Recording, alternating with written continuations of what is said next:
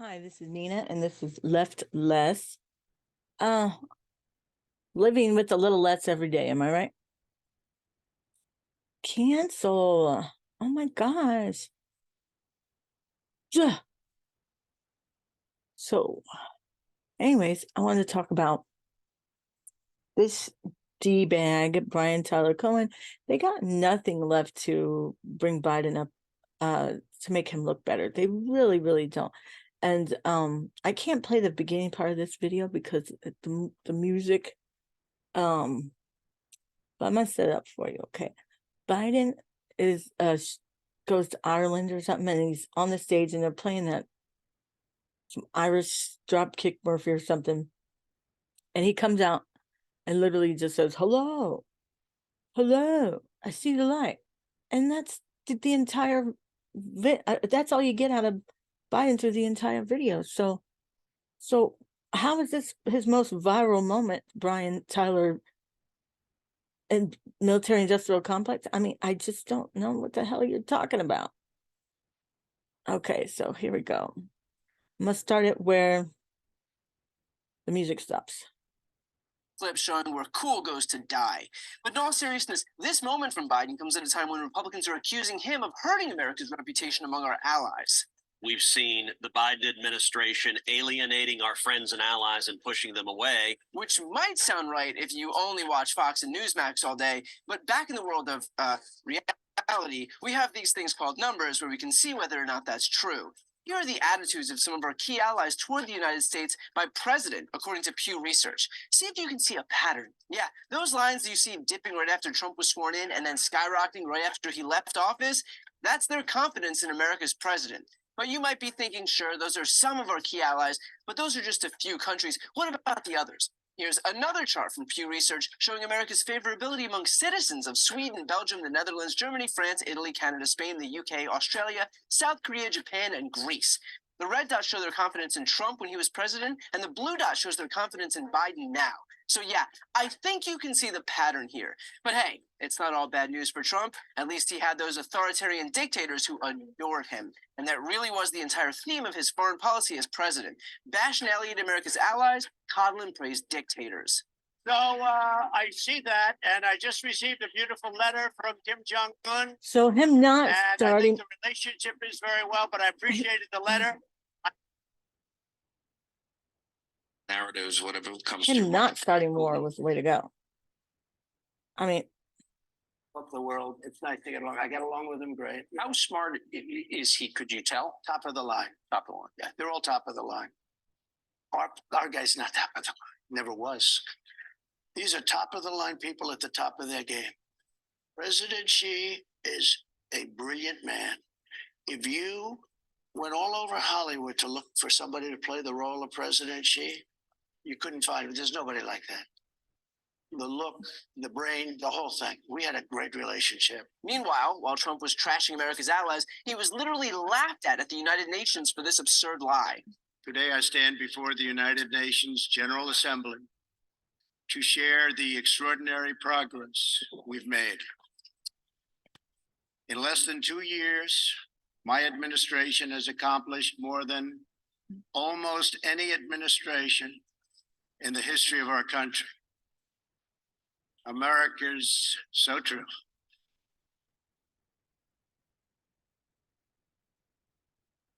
Didn't expect that reaction, but that's okay. oh, Here he is physically shoving the Prime Minister of Montenegro like a toddler so that he could be at the front of the crowd.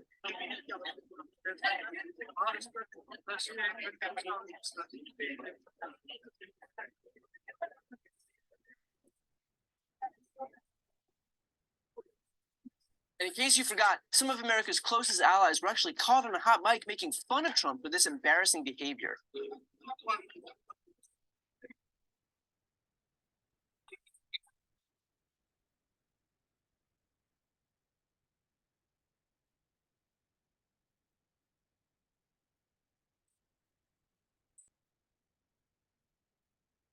So yeah, when the Ted Cruzes of the world tell you that Biden is alienating our allies, all you have to do is compare him to his predecessor, and that should probably put things into perspective. But let's be clear here, Biden's own actions also stand on their own 2 feet as significant global accomplishments, regardless of how they compare with Trump's. He successfully rallied our allies against Russia in defense of Ukraine when everyone thought that the world would just roll over. He literally expanded NATO in a way that nobody previously thought possible with the addition of Finland and soon Sweden to the alliance. He directed the U.S. to rejoin the Paris Climate Accords. When Trump took us out of the Paris Accords, we were one of only 2 countries in the entire world that weren't a part of the agreement. Then Syria joined, leaving the U.S. as the only country in the world that wasn't part of the agreement. So yeah, the contrast is night and day. Trump was a global embarrassment. Biden is an experienced statesman who's doing the actual work to defend our democracy, the planet, and our international reputation. It is a perfect case study in how leadership matters. And as far as Biden's walkout song is concerned, well, it's pretty fucking cool. Before you go, a quick announcement. Yeah. That was really hard to watch. So his accomplishments are expanding NATO and going to war with Russia, getting the world to go along with it. What? I didn't hear anything about inflation. I didn't even hear anything Biden speak through the rest of that whole video, which I couldn't even play the beginning part because they had music. Biden was lost. I'm not saying life would be much better if Trump was president. I'm just saying that guy's full of crap, man. And I want to bring something else up to you. So there's a couple things I want people who are pro-war, like that guy, and a lot of other people, Democrats. Jesus, check this out. Let's say they're making our country a little less safe by warmongering. Okay. So what happens? What do you think would happen if your city or a city over from you gets a drone attack or a missile? What do you think the response of our government would be, besides dying to shoot off weapons? Would they even dig us out of the rubble?